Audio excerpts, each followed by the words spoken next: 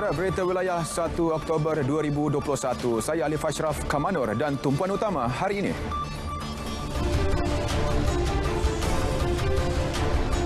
Kematian remaja dikaitkan dengan vaksin COVID-19 yang tular tidak benar.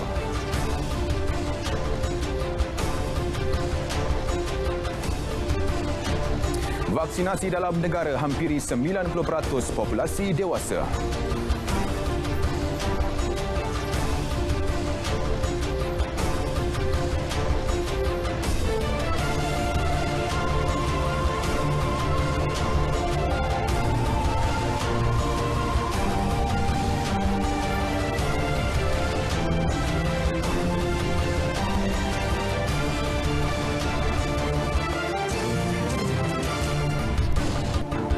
Assalamualaikum dan salam sejahtera. Selain fokus utama itu, berita wilayah akan melintas langsung ke Sarawak, Sabah dan Melaka. Tumpuannya, vaksinasi melibatkan pelajar sekolah giat dilaksana dan pembukaan semula sektor pelancongan dengan pematuhan SOP ketat. Terus bersama Berita Wilayah.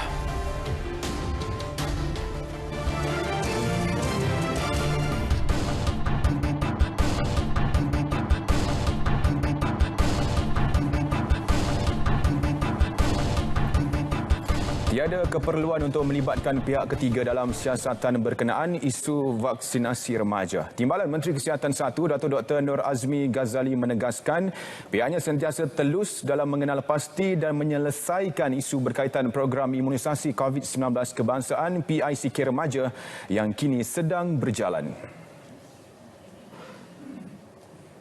Jadi jika berlaku apa-apa je, saya akan cepat bertindak dari aspek penyiasatan dan juga penerangan kepada publik. Itu yang kita buat setakat ini. Setakat ini tak ada masalah. Kita tak ada masalah. Kita memang teluslah. Apa kita nak suruh, kita semua mesti bercakap benar. Cakap benar itu adalah tanggungjawab kita. Beliau berkata demikian selepas melawat pelajar sekolah menengah kebangsaan Bukit Katil Muhammad Azim Hassan. Sementara itu, ibu pelajar berkenaan Ulfah Mat Daris memaklumkan pelbagai persepsi negatif telah dilemparkan kepada anaknya tanpa usul periksa. Anak akak yang lain semua dapat vaksin. Dia selalu cakap dengan akak, bu, adik takut. Dia kata, jangan takut, akak, abang semua dah vaksin. Semua okey. Tak tahu dia memang terlalu takut sebenarnya. Akak tak tahu siapa yang ambil. Kita marah juga kan. Dia ambil, lepas tu saya bakar, lepas tu buka cerita bukan-bukan kan. Ada yang kata anak saya makan satu sudu. Sampai dia kata, bu, adik makan pakai tangan. Cerita pakai sudu kan. 2 bungkus. Malah kan makan sebungkus, lepas tu makan 2 bungkus. Saudara, vaksin CoronaVac keluaran Sinovac diberikan kelulusan bersyarat untuk penggunaan golongan remaja berumur 12 tahun dan ke atas. Ketua Pengarah Kesihatan Tan Sri Dr. Nur Hisham Abdullah dalam satu kenyataan berkata, kelulusan tersebut diputuskan menerusi mesyuarat pihak berkuasa kawalan dadah PBKD.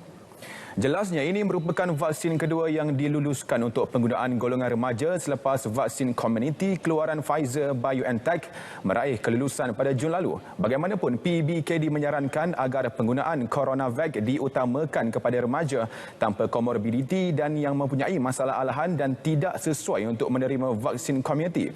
Penilaian bagi penggunaan CoronaVac dalam kalangan remaja dengan komorbiditi akan diteruskan sebaik saja data yang dikemukakan mencukupi. Kementerian Kesihatan akan terus mempertingkatkan akses kepada produk vaksin COVID-19 di Malaysia dengan memastikan kualiti, keselamatan dan keberkesanan telah dinilai bahagian regulatory farmasi negara dan diluluskan PBKD. Kisah seorang remaja perempuan meninggal dunia yang dikaitkan dengan suntikan vaksin COVID-19 di baling Kedah sehingga tular di media sosial baru-baru ini adalah tidak benar. Mengulas isu itu, Pengarah Jabatan Kesihatan Negeri JKN Kedah, Dr. Othman Warijo berkata, siasatan pihaknya mendapati mangsa merupakan remaja lepasan SPM dan bukan lagi pelajar sekolah. Jelas beliau, mangsa menerima satu dos suntikan vaksin COVID-19 5 September lalu di Pusat Pemberian Vaksin PPV Dewan Tun Abdul Razak Baling. Sebelum itu, pada 19 September, mangsa mengadu sakit perut dan diberi rawatan di Hospital Baling. Namun selepas 20 hari divaksin iaitu pada 25 September, mangsa dibawa ke Hospital Baling kerana tidak sedarkan diri. Tahap kesihatan mangsa menurun dan disahkan meninggal dunia. Jenazah mangsa dibawa ke Hospital Sultanah Bahiyah Alustar untuk bedah siasat. Hasil bedah siasat mendapati mangsa meninggal dunia disebabkan rupture thoracic aneurysm dan tiada kaitan dengan suntikan vaksin COVID-19. Dr. Osman dan seluruh pegawai dan petugas kesihatan mengucapkan takziah atas kejadian itu. Beliau menasihatkan masyarakat mengelak daripada mempercayai dan menyebarkan berita yang tidak sahih dan mendapatkan maklumat sahih. Malaysia semakin menghampiri angka 90% populasi dewasa lengkap divaksinasi. Setakat semalam, 20.202 juta individu atau 86.3% daripada populasi dewasa telah melengkapkan suntikan vaksin COVID-19. Manakala, bagi populasi remaja berusia 12 hingga 17 tahun pula, seramai 52,774 atau 1.7% daripada mereka telah melengkapkan suntikan vaksin setakat semalam. Berikut data harian dan kumulatif vaksinasi mengikut negeri.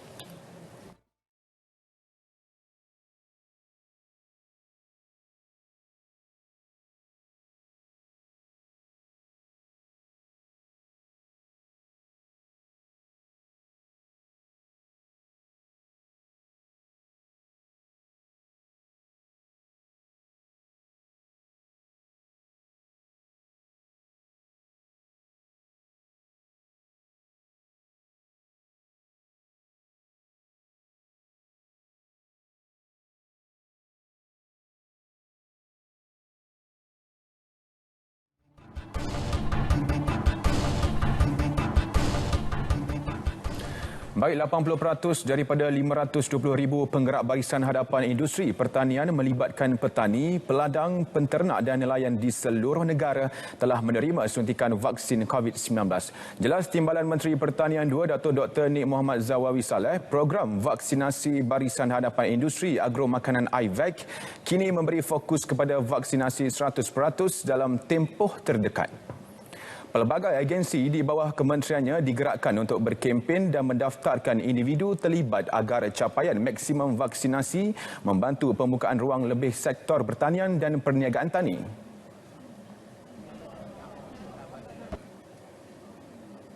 Kita nak supaya sektor ekonomi di dalam negara kita ini berjalan dengan lancar selepas daripada ini, dan pemulihan ekonomi negara ini berlaku dalam keadaan berstrategi. Yakni kita ada check and balance di antara keperluan ekonomi dengan tuntutan kesihatan kepada seluruh rakyat yang ada dalam negara kita. Beliau menyatakannya pada sidang media program IVAC di Pusat Khidmat Rakyat Semerak Pasir Putih Kelantan. Program kedua IVAC di Semerak melibatkan 544 petani dan nelayan dengan penyediaan vaksin yang mencukupi. Beliau menyeru masyarakat menerima suntikan vaksin sebagai ikhtiar untuk mengelak komplikasi teruk virus COVID-19. Tidak menafikan terdapat segelintir warga pertanian yang anti vaksin, namun sesi penerangan dan kaunseling pihak kementerian berupaya memberi kesedaran. Perdana Menteri ke-9 Malaysia. Krisis ini telah menyatukan kita semua. Mari kita kumpulkan seluruh tenaga di sebelah sini dan di sebelah sana. Mencungkil persamaan dengan tidak lagi menggali perbezaan. Kita perlu bersepakat untuk menyelamatkan keluarga kita, iaitu keluarga Malaysia. Saksikan eksklusif bersama Perdana Menteri Datuk Seri Ismail Sabri Yaakob. Ahad 9 malam di saluran-saluran berikut.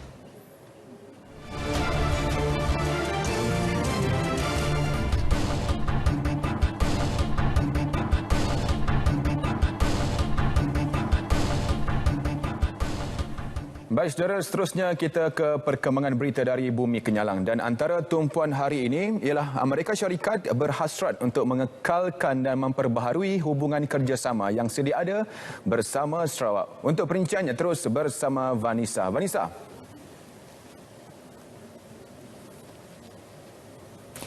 Ya, terima kasih Alif. Amerika Syarikat berhasrat untuk mengekalkan serta memperbaharui hubungan kerjasama sedia ada bersama Sarawak. Duta Besar Amerika Syarikat ke Malaysia, Brian D. McVitus berkata, ini terutama sekali dalam bidang pembangunan biodiversiti selain sektor niaga dan pendidikan. Dalam satu sidang media maya hari ini yang diadakan sempena lawatan maya beliau ke Sarawak, McVitus juga berkongsi minat kerajaan Amerika Syarikat terhadap perubahan iklim sekaligus menyokong usaha Sarawak dalam program-program tenaga boleh diperbaharui. Beliau turut menyuarakan minat terhadap program-program teknikal di Sarawak terutama Petros, syarikat minyak milik kerajaan negeri yang beliau sifatkan sangat inovatif. Brian turut memberitahu Kedutaan Amerika Syarikat akan terus membantu Sarawak dan Malaysia amnya dalam membantras wabak COVID-19 dengan memberi bantuan seperti bekalan vaksin Pfizer. Julai lepas, Amerika Syarikat telah memberi 1 juta dos Pfizer ke Sarawak bagi melancarkan program vaksin di negeri ini. McVitus telah mengadakan lawatan mayanya ke Sarawak sejak 27 September lepas. Semasa lawatannya, beliau antara lain telah mengadakan pertemuan bersama Timbalan Ketua Menteri Sarawak Datuk Ahmad Douglas Uga Embas serta Menteri Kesihatan dan Perumahan Datuk Seri Dr. Sim Kue Hian. Turut dibincangkan hasrat kerajaan Amerika Syarikat untuk memperkukuhkan perkongsian kesihatan awam antara negara tersebut dan Sarawak. Kongres Kesatuan Pekerja-Pekerja dalam Perkhidmatan Awam QPEX Sarawak akur dengan arahan Jabatan Perkhidmatan Awam JPA yang mewajibkan penjawat awam persekutuan untuk mendapatkan suntikan vaksin COVID-19. Pengerusinya Omar Bahrain Unin dalam satu kenyataan media menjelaskan arahan itu adalah untuk kebaikan bersama terutamanya dalam menyokong usaha kerajaan memerangi penularan wabak COVID-19. Menerusi kenyataan tersebut bagi menyokong arahan JPA, beliau berharap tindakan yang bakal diambil terhadap mereka yang belum mendaftar bagi mendapatkan vaksin hendaklah dipertimbangkan dengan sewajarnya seperti mengenal pasti permasalahan mereka dan lain-lain alasan yang munasabah. Tambahnya lagi tindakan tata tertib yang mungkin dikenakan seperti dinyatakan JPA diterima kerana setiap penjawat awam memang tertakluk kepada peraturan semasa perkhidmatan awam. Namun QPEX Sarawak berharap tindakan tata tertib itu tidak sampai kepada tindakan pemberhentian pekerja atau hukuman berat memandangkan ini merupakan isu baru dalam perkhidmatan awam. Sementara itu bagi penjawat awam negeri pula, QPEX Sarawak menasihati mereka supaya menerima suntikan vaksin demi keselamatan semua pihak walaupun kerajaan Sarawak mengumumkan tidak memaksa mereka. Sementara itu, program vaksinasi pelajar tahun 6 yang berusia 12 tahun melibatkan sekolah rendah di bawah pentadbiran Pejabat Pendidikan Daerah PPD Tatau Sebauh akan bermula pada Ahad ini pukul 8.30 pagi. Menurut kenyataan yang dikeluarkan oleh PPD Tatau Sebauh, ibu bapa pelajar harus hadir menemani anak-anak selain mereka perlu memberi pengesahan dan kebenaran untuk pemberian vaksin COVID-19. Jelas kenyataan itu juga program vaksinasi melibatkan 13 buah sekolah rendah di daerah Sebauh akan dilakukan di Sekolah Menengah Kebangsaan SMK Sebauh dan antara sekolah tersebut ialah Sekolah Kebangsaan SK Sebauh, SK Sungai Sebungan, SK Pandan, SK Sungai Genaan dan SK Hermanus Asan. Manakala bagi sekolah rendah di daerah Tatau, program itu akan diadakan di SMK Tatau membabitkan beberapa sekolah antaranya Sekolah Jenis Kebangsaan Chung Hua Tatau, SK Tatau, SK Kelawit, SK Kuala Anau dan SK Ulu Kakus. Pelajar juga diingatkan supaya membawakan pengenalan atau dokumen pengenalan diri semasa hadir ke pusat pemberian vaksin PPV. Sementara itu, suntikan vaksin dos kedua kepada pelajar tingkatan 4 dan 5 SMK Sebauh dan Tatau akan dilakukan di sekolah masing-masing pada Sabtu dan Ahad ini mengikut jadual janji temu yang ditetapkan oleh Klinik Kesihatan Sebauh dan Tatau. Bagi pelajar berusia 13 hingga 17 tahun yang belum menerima suntikan dos pertama, mereka diminta hadir ke PPV itu pada Sabtu dan Ahad ini. Pelbagai skim dan faedah disediakan kerajaan menerusi Pertubuhan Keselamatan Sosial Perkeso bagi menjamin kesejahteraan rakyat. Menteri Muda Perumahan dan Kesihatan Awam Dr. Anwar Rapai menyarankan orang ramai supaya memanfaatkan peluang yang disediakan bagi menyelesaikan permasalahan yang dihadapi. Jelas Dr. Anwar Rapai, antara inisiatif adalah program pengekalan pekerjaan ERP dan program subsidi upah 4.0 yang banyak membantu pekerja dan majikan dalam mengekalkan pekerjaan dan menyediakan bantuan. Saya menyeru kepada pihak Facebook dan juga mana-mana agensi kerajaan yang lain supaya kita mendapat membantu mereka ini dengan yang pertama memberi secara menyeluruh information ataupun maklumat-maklumat seperti ini kepada kedua-dua majikan dan juga mereka bekerja. Tambahnya, orang ramai harus ambil peduli akan kepentingan berdaftar dengan Perkeso sekiranya berlaku sebarang permasalahan berkaitan pekerjaan. Beliau berucap pada program sambutan Jubli Emas Perkeso peringkat SIBU 2021 secara dalam talian bersempena ulang tahun ke-50 Perkeso. Kadar pematuhan prosedur operasi standard SOP pencegahan COVID-19 yang kian menurun dalam kalangan masyarakat kini menjadi kebimbangan utama dalam menghadapi musim monsun Timur Laut MTL menjelang hujung tahun ini.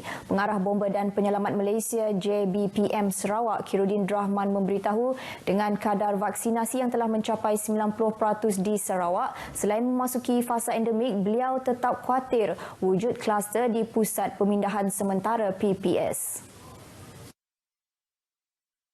Khairuddin Rahman menjelaskan sekiranya orang ramai tidak mematuhi SOP, terutama dalam mendepani musim tengkujuh, penularan wabak COVID-19 sudah pasti berlaku. Tahun lepas, JBPM merekodkan sifar kluster PPS banjir di seluruh negeri kerana mematuhi SOP pencegahan COVID-19. Kita memang risau jugalah dengan pandemik ini, tapi alhamdulillah di PPS telah dapat kita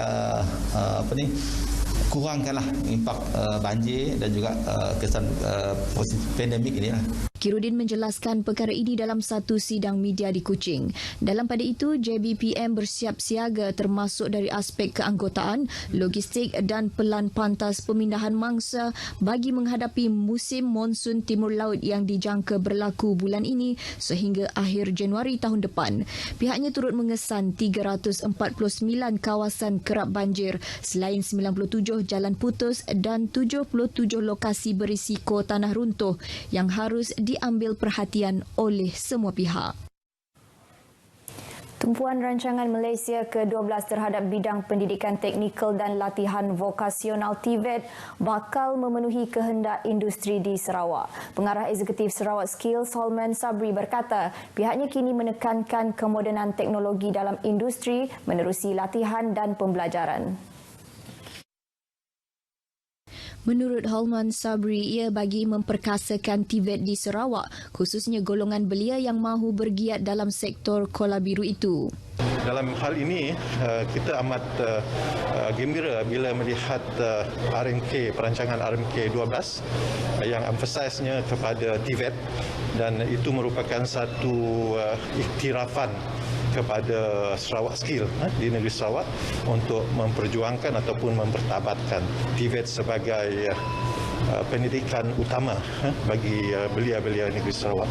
Beliau ditemui selepas mengadakan kunjungan hormat terhadap Ketua Menteri Datuk Patinggi Abang Johari Tun Openg yang diketuai oleh Setiausaha Majlis Pengurusan Sarawak Skills Datuk Mazenah Dasmi di Wisma Bapa Malaysia di Kuching. Dengan kebolehpasaran graduan sehingga 92%, Sarawak Skills menawarkan sehingga 13 program kemahiran antaranya mekatronik, teknologi maklumat, lukisan kejuruteraan yang berkaitan dengan industri. Hub Inovasi Digital Sibu SDIH dengan kerjasama Universiti College Teknologi Sarawak UCTS bakal menganjurkan kursus pengenalan penggunaan komputer mini Raspberry Pi pada 30 Oktober depan. Menurut pengurus SDIH Abang Fairul Syamil Abang Muhammad, kursus asas ini terbuka kepada guru untuk mengenali lebih lanjut tentang fungsi dan kegunaan Raspberry Pi sebagai peranti bagi membantu pengajaran terutamanya sekolah rendah.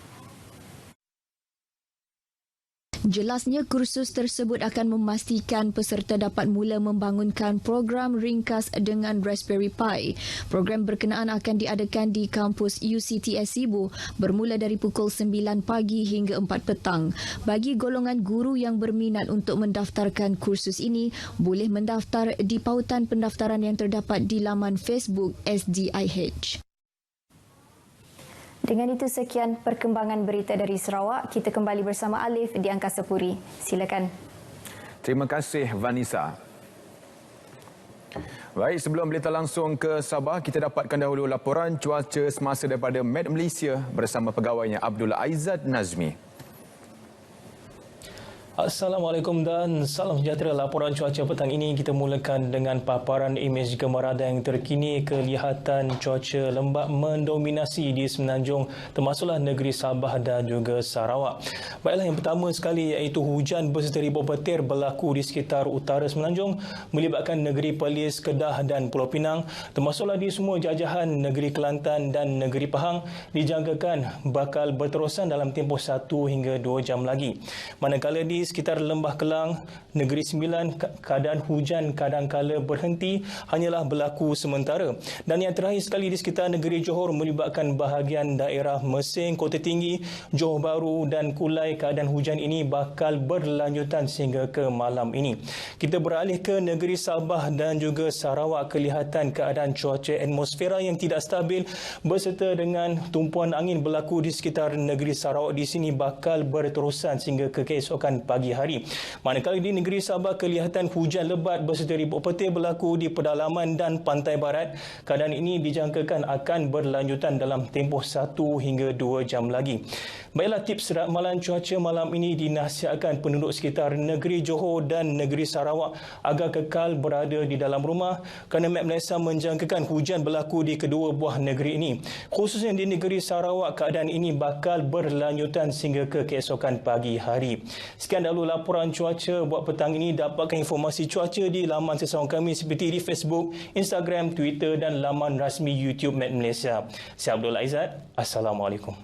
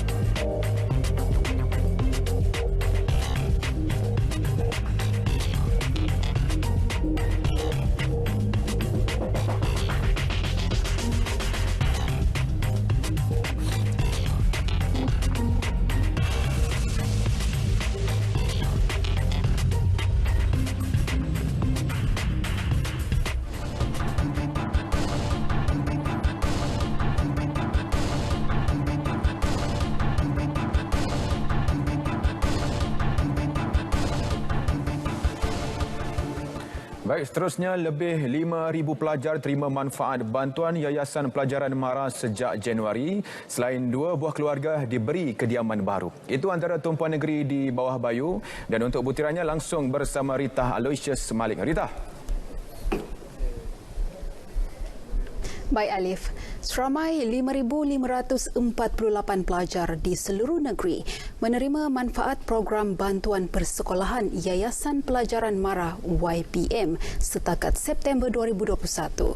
Ia melibatkan peruntukan hampir RM400,000 yang disalurkan melalui 3 skim bantuan iaitu skim bantuan persekolahan, skim bantuan khas persekolahan dan program Back to School 2021. Pengarah MARA Sabah, Dr. Syahrizin Abdul Sarhadat berkata bantuan berkenaan mula diberikan Januari lalu memfokuskan penerima B40 dan golongan terjejas pandemik. Dan insyaAllah kita akan meliputi lagi ke seluruh daerah. Kita tidak ada peruntukan secara khusus tetapi kita melihat keperluan. dan kita sentiasa berhubung dengan pejabat pendidikan negeri dan pejabat pendidikan daerah untuk mengenal pasti pelajar-pelajar yang memerlukan bantuan persekolahan dan kita akan salurkan seperti program hari ini. Beliau ditemui RTM selepas program penyerahan bantuan peranti elektronik dan sumbangan bakul makanan kepada 2 pelajar di Penampang. Setiap pelajar menerima sebuah tablet dan pemacu pena bagi tujuan kemudahan pembelajaran. Saya mengucapkan terima kasih kepada yang memberi sumbangan ini, kepada YPM Mara karena berkat saya sumbangan ini. Dia guna handphone saya saja, handphone saya satu saja handphone. Kalau ada yang tablet kan dia boleh belajar, boleh apa semua di dalam tablet ini, Bang. Sejak pandemik telah berlaku, keadaan kami telah menjadi seperti kais pagi, makan pagi. Oleh itu, bantuan ini amat bermakna dan berharga bagi saya. Sekarang dia sudah dapat ini, lagi baik. Lagi baik. Terima kasih pada Amara, itu saja yang saya dapat cakap. Bagi program bantuan peralatan elektronik, YPM menyediakan sebanyak 20 tablet buat pelajar memerlukan di 4 daerah iaitu Kota Kinabalu, Putatan, Penampang dan Tuaran. Kira-kira 300 umat Islam menyertai majlis tahlil dan doa selamat sempena sambutan Hari Jadi Rasmi yang di-Pertuan Negeri Sabah ke-68 di Masjid Nurul Hikmah Bukit Padang, Kota Kinabalu. Ia dihadiri yang di-Pertuan Negeri Tun Johar Dato' Mahiruddin yang turut menunaikan solat Jumaat diimamkan oleh Imam Besar Masjid Negeri Ustaz Suhaidi Kuanting. Mengiringi Tun Johar, Ketua Menteri Datuk Seri Panglima Haji Jinor dan Menteri Tugas-Tugas Khas Datuk Muhammad Arifin Muhammad Arif yang juga pengerusi Jawatan Kuasa Induk sambutan tersebut. Bacaan tahlil dan doa selamat dipimpin Mufti Negeri Sabah, Datuk Bongsu Aziz Jaafar yang turut menyampaikan khutbah Jumaat. Turut hadir Speaker Dewan Undangan Negeri Datuk Kazim M. Yahya, Menteri Pembangunan Masyarakat dan Kesejahteraan Rakyat Insinyur Syahelmi Yahya, Pengarah Jabatan Hal Ehwal Agama Islam Negeri Sabah, Datuk Ustaz Saiful Zaman Sangul, Pengarah Unit Pemimpin Pembangunan Masyarakat UPPM Sabah, Datuk Mat Bali Musa. Beberapa lokasi yang terletak dalam kawasan Taman Tun Mustapha Kudat berpotensi dijadikan sebagai kawasan pelancongan gelap. Antaranya Kampung Malubang, Jambatan Batu, Gua Tapukan, Pulau Belambangan, Gua Belambangan, Tanjung Periuk dan Pulau Batu Hairan. Pengurus Taman Tun Mustapha Nur Haslam Adin berkata kajian lebih lanjut perlu dilaksana di lokasi berpotensi tersebut sebagai salah satu pusat pelancongan gelap di utara Sabah. Selain daripada kita menikmati sumber semula jadi di kawasan Taman-Taman Sabah, tetapi pada masa yang sama kita boleh menikmati sejarah kisah yang berlaku di kawasan tersebut, dia punya legenda yang boleh memberi pengajaran dan juga satu perasaan yang unik. Nur Haslam menyatakan demikian dalam sesi perkongsian cadangan lokasi pelancongan gelap anjuran Taman-Taman Sabah secara maya. Dalam pada itu, beliau berharap komuniti tempatan dan juga pihak berkepentingan di Taman Tun Mustapha bekerjasama dalam meningkatkan lagi aktiviti pelancongan di kawasan tersebut. Ibarat bulan jatuh ke riba, begitulah perasaan seorang ibu tunggal dan seorang kurang upaya OKU yang mendapat rumah baharu sumbangan insan prihatin di Pitas. Sebelum ini, mereka hanya tinggal di rumah usang dan serba kekurangan. Ikuti inisiatif murni ini bersama wartawan Saripah Munazra Sarip. Penerima-penerima bantuan ini bersyukur ada individu yang sanggup menyumbang agar mereka dapat menjalani kehidupan lebih selesa. Ini dizahirkan Rubin Tatui, 48 tahun, anak kepada penerima Tatui Bindalani dan penerima ibu tunggal Jalia Ahmad, 67 tahun, dari Kampung Pogel dan Solimpodon Laut Pitas. Insan yang tampil membantu ialah Wakil Rakyat Pitas, Datuk Seri Rudi Awah bersama-sama ahli Task Force N3 Pitas. Kalau dulu susah betul. Kalau diceritakan betul memang agak susah. Ya, sebab permulaan itu Datuk Rudi itu sampai ke rumah kami dan dia sanggup hampir runtuh tangga. Jadi selepas itu dia berikan kami bantuan rumah keselesaan untuk kami. Jadi sekarang sudah menjadi kenyataan. Terima kasihlah kepada Datuk Rudi, keluarga, serta semualah yang terlibat aku ucapkan jutaan terima kasih. Aku tidak dapat membalas semua itu, Tuhan sajalah yang membalasnya. Selesailah sikit, habis kalau masih lagi di rumah lama itu, kalau kuat angin itu, adik pun ikut juga begini-beginilah. Pembinaan rumah ini dijalankan selama 2 bulan bermula Julai 2021 dan siap sepenuhnya pada September 2021.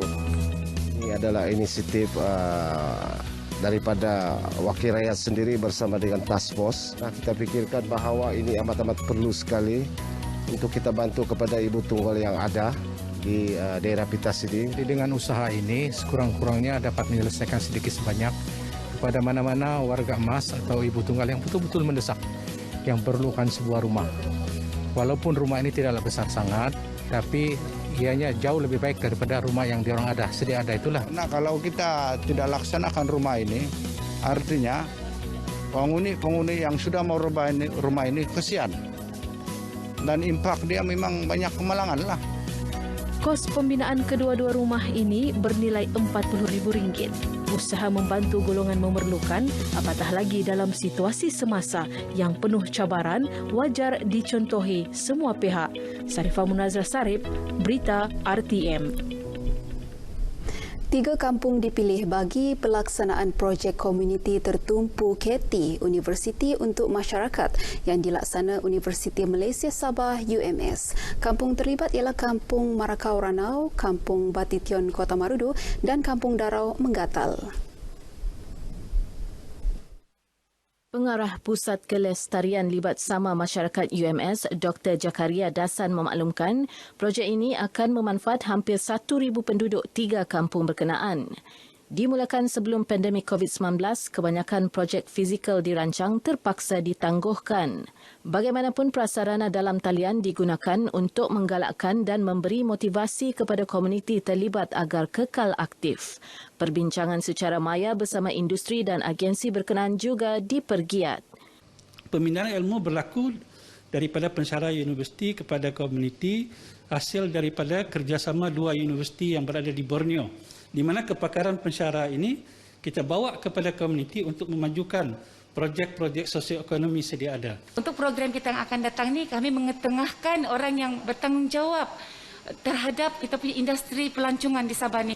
Mereka yang ditemui RTM di Kota Kinabalu turut memaklumkan konsep KT merupakan strategi Kementerian Pengajian Tinggi KPT memperkukuh peranan IPT secara menyeluruh dalam masyarakat meliputi pelbagai bidang antaranya sosioekonomi.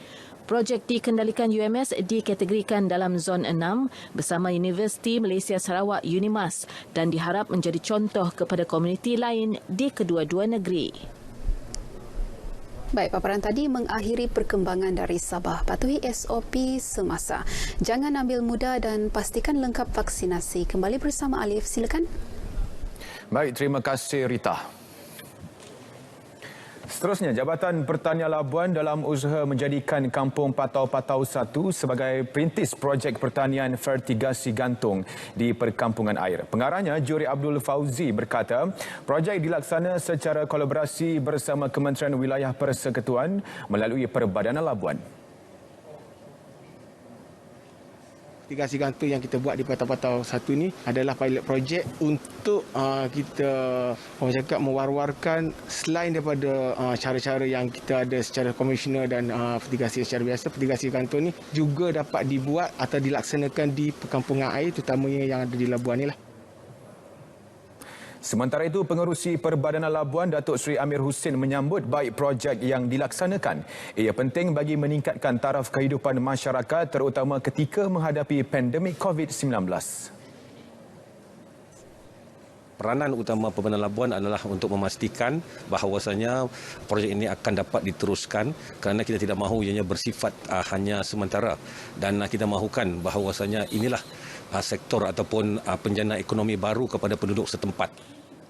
Kami di sini amat bersyukurlah kalau boleh benda ni akan sentiasa diteruskanlah. Bermakna pencarian ni selain daripada nelayan tangkap ikan, kita juga boleh bercucuk tanam dan mencuburi dalam bidang pertanian.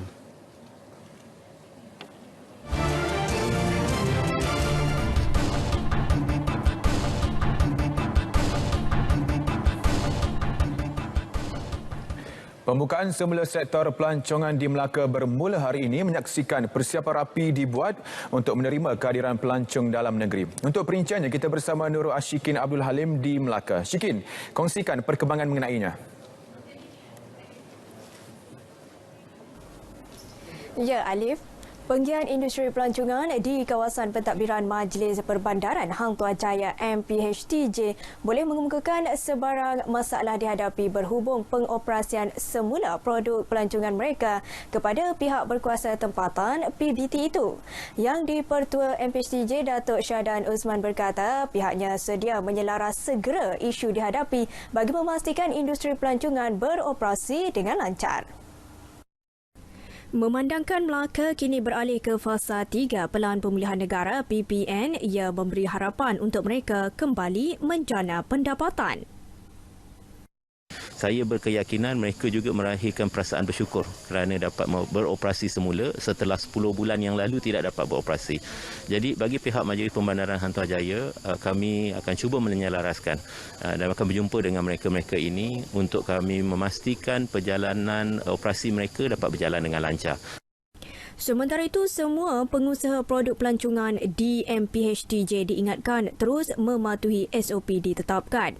Beliau berkata demikian selepas menjadi tetamu Selamat Pagi Malaysia di Aikro. Zoo Melaka yakin bilangan pengunjungnya akan meningkat sebaik sahaja sektor pelancongan dibuka semula hari ini. Pengarahnya Zanaria Khamis berkata ia berikutan produk-produk baharu yang ditawarkan di zoo berkenaan mampu memberi pengalaman bermakna kepada pengunjung. Beberapa penambahbaikan infrastruktur sepanjang PKP juga diyakini akan memberi keselesaan. Iaitu antaranya dinosaur encounter. Jadi dinosaur encounter ni kalau kita tengok hanya dapat peluang untuk dikunjungi lebih kurang sebulan saja. Lepas tu kita dah ada pandemik kan. Jadi keduanya ialah International Animal Show di mana kita dah perbaharui pelbagai show haiwan, persembahan haiwan dan juga yang lebih berorientasikan pendidikan. Dan ketiga kita ada juga Skytrack di mana pengunjung berpeluanglah bagi muda-mudi kan untuk try Skytrack lah, walaupun track dia tak begitu panjang tapi at least ada juga pengisian. Kelahiran beberapa haiwan baharu seperti sepasang kembar ungka tangan putih, kambing gurun dan spesies-spesies lain turut menjadi tarikan. Sepanjang tahun lalu, kira-kira 500,000 pengunjung mengunjungi zoo berkenaan. Beliau ditemui di Aikro. Penggunaan media sosial untuk persembahan dan program anjuran Jabatan Kebudayaan dan Kesenian Negeri JKKN Melaka berjaya memberi impak besar kepada penggiat industri seni dan budaya. Pengarahnya Azlina Alias berkata ia berdasarkan capaian tontonan di luar jangkaan dalam pelbagai persembahan dan program webinar yang dilaksana pihaknya secara dalam talian. Ia secara tidak langsung memberi suntikan semangat kepada penggiat seni dan budaya untuk terus berkarya. Sebenarnya bila pandemik, dia sesuatu yang baik juga, bukan baik. Apa maksud saya? Kita dapat meneroka satu cara baru ya. Bila kita pandemik, kita jangan mati fikiran ya. Kita orang kreatif ni, kita boleh meneroka ke satu arah baru. Bila kita buat secara hybrid, kalau panggung jumlahnya 400 lebih. Kalau kita buat secara hybrid, sebenarnya kita melangkaui sempadan geografi. Meskipun persembahan di panggung dibenarkan sepenuhnya, persembahan secara dalam talian tetap diteruskan. Buat masa ini di Melaka hanya 100 orang dibenarkan memasuki panggung persembahan dengan syarat telah lengkap 2 dos suntikan vaksin. Beliau menyatakannya kepada RTM. Laporan itu mengakhiri lintas langsung dari Melaka. Kembali bersama Alif untuk perkembangan selanjutnya. Terima kasih Ashikin. Seterusnya, perkembangan banjir di Johor. Jumlah penduduk terjejas mencatatkan peningkatan kepada 42 individu daripada 16 keluarga. Kesemua mereka kini berlindung di Pusat Pemindahan Sementara PPS di Sekolah Kebangsaan Sri Aman Batu Pahat. Esko Kesihatan dan Alam Sekitar Arviana dan memaklumkan kejadian banjir itu dipercayai berikutan hujan lebat berterusan selain pertembungan air pasang menyebabkan limpahan air ke kawasan kampung. Dalam pada itu, PPS di Sekolah Menengah Kebangsaan Bukit Batu Kulai ditutup sepenuhnya tengah hari tadi selepas keadaan banjir pulih. Semalam menyaksikan PPS tersebut dibuka akibat hujan berterusan serta limpahan air Sungai Ulu Pontian. Kemalangan maut melibatkan seorang lelaki berumur 21 tahun yang terjatuh dari jenjambat lebuh raya EDL Johor Bahru, Johor 24 September lalu memberikan kesan kepada keluarga mangsa, terutama adiknya yang terselamat dalam kemalangan tersebut. Justru Hospital Pakar KPJ Johor mengesyorkan Haizul Izwar Munawar 19 tahun menjalani rawatan psikologi di hospital berkenaan secara percuma kerana dikuatiri mengalami post-traumatic stress disorder. Ketua Pegawai Eksklusif Hospital Pakar KPJ Johor Muhammad Azhar Abdullah berkata, pihaknya menjalankan beberapa pemeriksaan fizikal serta keperluan perubatan terhadap remaja tersebut. Ia merupakan inisiatif tanggungjawab sosial korporat pihaknya dalam membantu golongan kurang bernasib baik.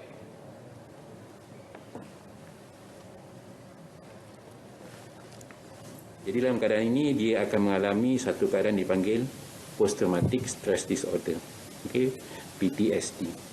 Jadi selain daripada rawatan fizikal yang kita akan buat, yang saya telah terangkan sebentar tadi kepada ibu, ayah dan Izhar sendiri, saya cadangkan juga kepada ibu dan ayahnya supaya mendapatkan rawatan daripada pakar psikiatri ataupun psikologi. Saya mengucapkan ribuan terima kasihlah kepada KPJ Johor Spesialis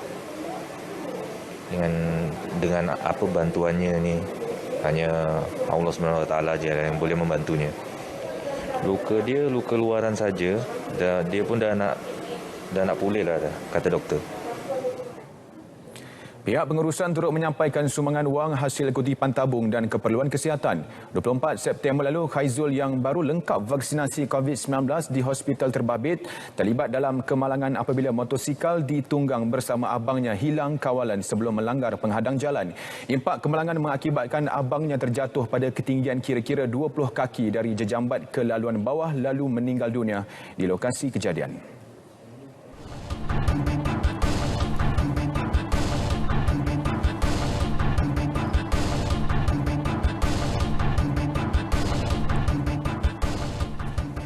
Terusnya, perkembangan banjir di Kedah. 2 pusat pemindahan sementara PPS di SK Gulau dan SK Sik ditutup. Kesemua penduduk terjejas dibenarkan pulang ke kediaman masing-masing ekoran banjir surut sepenuhnya. Bagaimanapun, Ketua Operasi Bencana Negeri Kapten Pertahanan Awam Saifuddin Abdullah dalam kenyataan berkata, situasi banjir di Baling dan Kulim tidak banyak berubah. Setakat ini, menurut portal info bencana JKM, 13 PPS masih beroperasi. 313 penduduk masih berlindung di semua PPS berkenaan. Daripada jumlah itu, PPS SK Titi Gantung di Baling mencatatkan paling ramai penduduk terjejas dengan 46 individu, diikuti PPS Dewan Orang Ramai Bangul Derom seramai 44 penduduk dan PPS Maktab Mahmud Baling 35 individu. Sementara itu, Pengarah Angkatan Pertahanan Awam Kedah Lieutenant Kolonel Pertahanan Awam Askandar Ampuan Yaakob berkata, banjir yang berlaku di ketiga-tiga daerah tersebut hari ini menyaksikan air mengalir ke kawasan rendah. Ini menyebabkan terdapat daerah baru dilanda banjir. Katanya, banjir yang berlaku di Kedah melibatkan kawasan lembangan Sungai Muda iaitu Sungai Weng, Sungai Ketil, Sungai Karangan dan Kulim yang masih berada pada paras tinggi.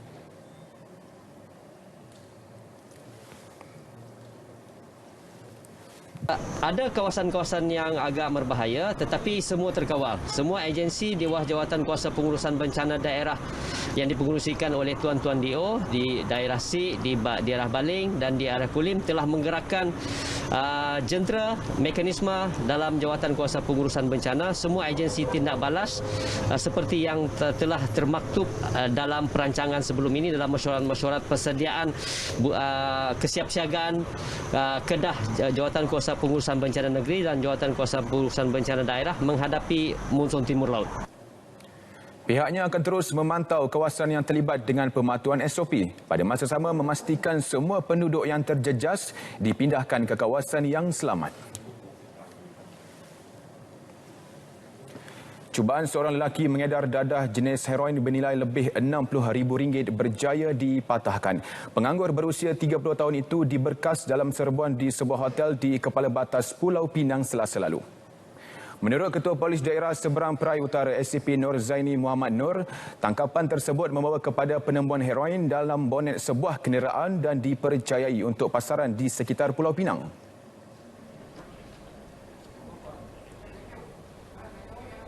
Suspek dipercayai menjalankan aktiviti pengedaran dadah, khususnya pengedaran dadah di kawasan Seberang Perai Utara dan juga Pulau Pinang. Dan kita percaya bahawa suspek ini mula menjalankan aktiviti dalam 2 bulan yang lalu. Walau bagaimanapun, hasil daripada risikan dan juga hasil maklumat, kita berjaya menangkap dia dan kita terpercayai bahawa kita dapat menyekat kegiatan pengedaran yang dilakukan oleh suspek sebelum dia dapat mengedarkan dadah-dadah ini kepada lain-lain individu.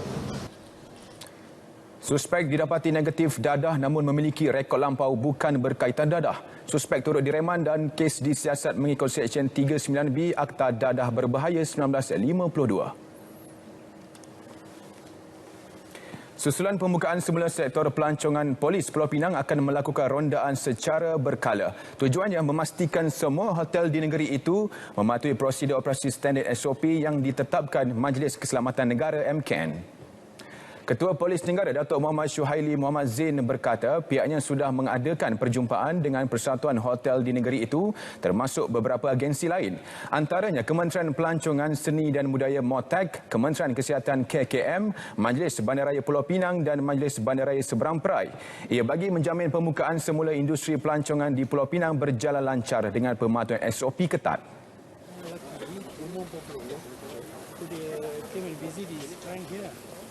Usaha itu saya lihat untuk menyeragamkan tindakan pihak berkuasa tempatan, pihak kami dan juga pihak industri. So saya rasa kita tidak akan menempatkan anggota secara tetap ataupun ni, tapi rondaan dari perkala itu kita akan sentiasa buatlah. Beliau ditemui selepas mengadakan tinjauan pembukaan semula operasi di Hotel Shangri-La Rasa Sayang Resort dan Spa di Batu Feringgi. Tinjauannya mendapati penggiat industri sudah bersedia menerima pengunjung.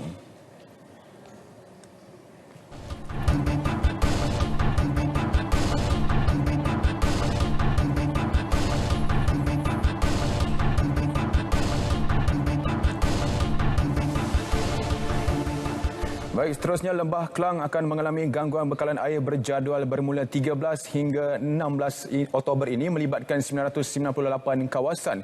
Gangguan tersebut susulan pelaksanaan kerja penambahbaikan dan penyelenggaraan aset-aset kritikal yang akan menyebabkan henti tugas loji rawatan air Sungai Selangor Fasa 1. Kenyataan Air Selangor menyebut gangguan bekalan air akan bermula 9 pagi 13 Oktober dan pulih sepenuhnya pada 9 malam 16 Oktober.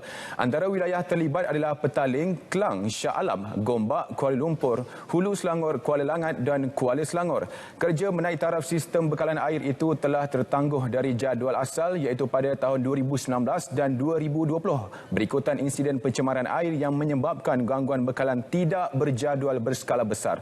Pengguna boleh mendapatkan maklumat berhubung gangguan bekalan air berjadual menerusi aplikasi Air Selangor, laman sesawang dan media sosial serta boleh menghubungi Air Selangor di talian 15300.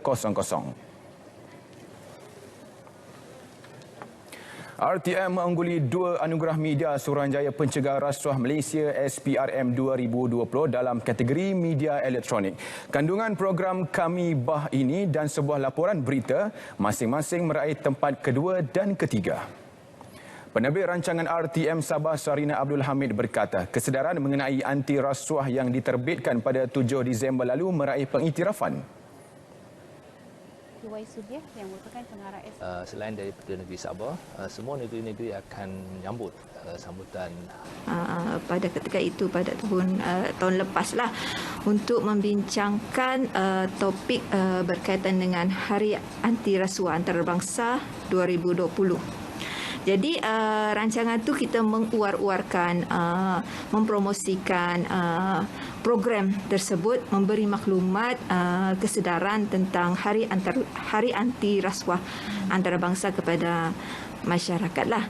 Jadi dari segi persediaan, sebelum siaran langsung itu bermula, kita telah berhubung dengan pihak SPRM dari segi penyediaan soalan, dari segi insert ataupun visual sokongan yang dimasukkan dalam siaran langsung berkenaan lah, supaya siaran langsung itu dapat berjalan dengan lancar dan menarik untuk dilihat oleh penonton. Sementara itu, satu lagi anugerah yang diterima adalah menerusi laporan berita bertajuk Indeks Persepsi Rasuah 2019 yang disediakan Azri Ahmad Mustafa Hadi. Majlis anugerah secara maya yang julung kali diadakan SPRM itu adalah bagi mengiktirafkan warga media yang turut memainkan peranan memerangi ancaman rasuah. Satu sindiket pengedaran dadah jenis syabu dipercayai untuk dipasarkan di sekitar kawasan Serdang ditumpaskan. Timbalan Ketua Polis Selangor Datuk Syairul Laili Mansduki berkata sebanyak 62 bungkusan dirampas seberat 63.1 kilogram dengan anggaran nilai keseluruhan 2.5 juta ringgit. 8 individu diberkas dan 5 daripadanya mempunyai rekod jenayah dan dadah serta 3 lagi didapati positif syabu.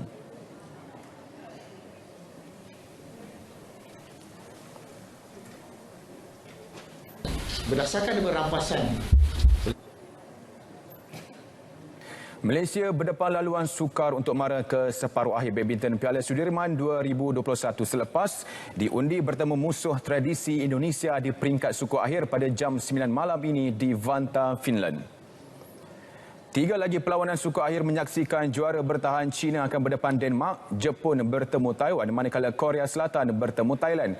Sebelum itu, Malaysia yang membariskan pemain-pemain muda di kejohanan ini terpaksa akur apabila muncul naib juara kumpulan di hasil kekalahan 1-4 di tangan Jepun malam tadi. Pada aksi tersebut, hanya beregu lelaki negara Erin Chia So Woo-ik berjaya mengutip mata selepas menewaskan Takuro Hoki Yugo Kobayashi 22-20, 14-21, 21-16. Jepun bagaimanapun berjaya menyamakan kedudukan apabila perseorangan wanita negara S. Kisona tumpas buat kali kedua dalam kejohanan kali ini di tangan pemain pilihan kelima dunia Akane Yamaguchi 14-21, 14-21.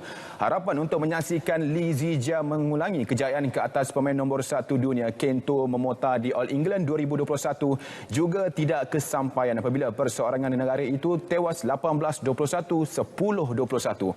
Peluang Malaysia untuk mengikat kedudukan bagaimanapun lebur apabila pasangan wanita negara Pilihan M Tina tumpas 16-21, 17-21 kepada Chicharu Shida Nami Matsuyama. Beregu campuran nombor 5 dunia Yuta Watanabe Arisa Higashino kemudian melengkapkan kemenangan Jepun dengan menumpaskan Ho Pangron Chia Yisi 21-16, 21-9. Johor Darul Takzim JDT merekodkan kemenangan kedua aksi Piala Malaysia selepas membenam PJCT FC 1-0 di Stadium Sultan Ibrahim Iskandar Puteri malam tadi. Keputusan itu menyaksikan skuad kendalian Benjamin Mora kekal sebagai pendahulu kumpulan D dengan 6 mata. Pada aksi tersebut, gol JDT muncul pada minit ke-3 hasil rembatan menarik dari luar kotak penalti pemain import Gonzalo Cabrera. Skuad Harimau Selatan kini selesa di puncak kumpulan dengan 6 mata dan akan berdepan Sabah FC di Likas pada 29 Oktober depan.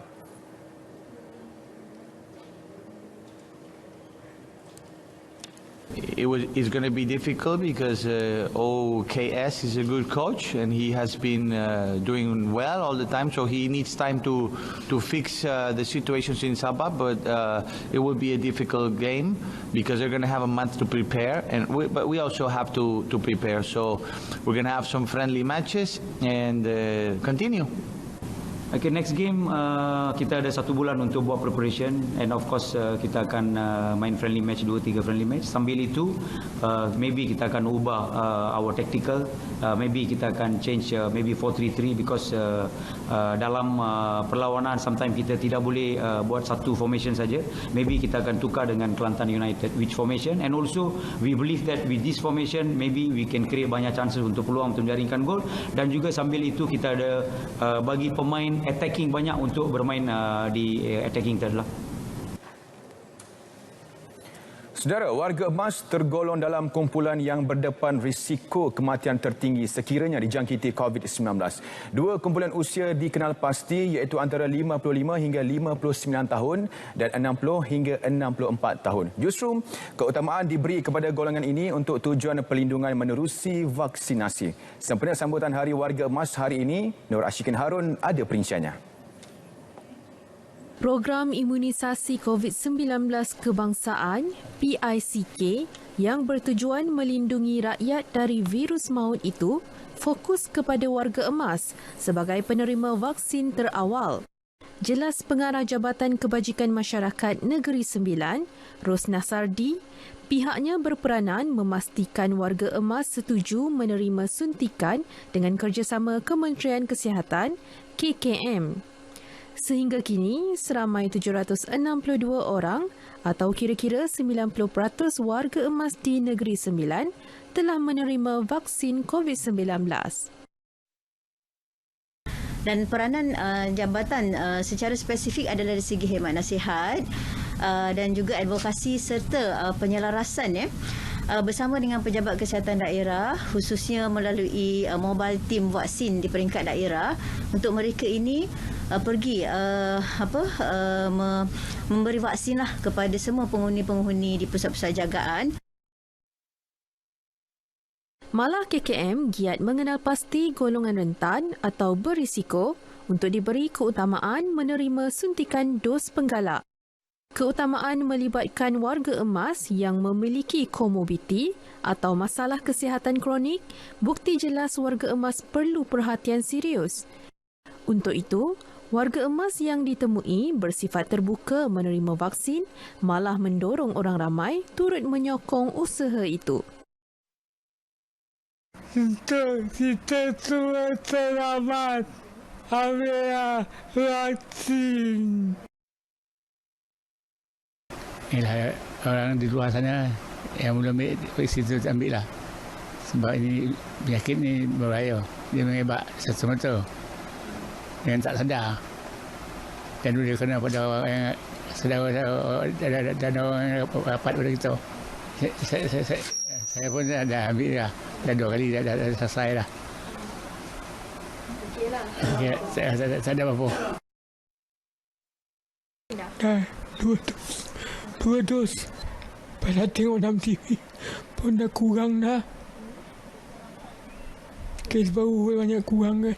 Orang ramai ambillah vaksin. Jangan takut, tak ada apa pun. Tak ada rasa apa pun. Tiba-tiba saya dah lindung diri, lindung semua. Program imunisasi COVID-19 kebangsaan yang menyasarkan golongan warga emas sebagai golongan yang terawal menerima vaksin itu kini terbukti keberkesanannya apabila kebanyakan pesakit yang dirawat bukan lagi dari kalangan golongan yang berusia. Tindakan tepat ini menunjukkan negara menghargai golongan warga emas. Selamat menyambut Hari Warga Emas. Nur Ashikin Harun, Berita RTM. Baik, saudara, berita wilayah 1 Oktober 2021 berakhir di sini. Sebagai keluarga Malaysia, bersama-sama kita lindungi diri dan lindungi semua daripada COVID-19. Terus setia bersama kami. Yang sahih hanya di Berita RTM. Saya Alif Ashraf Kamanur. Assalamualaikum.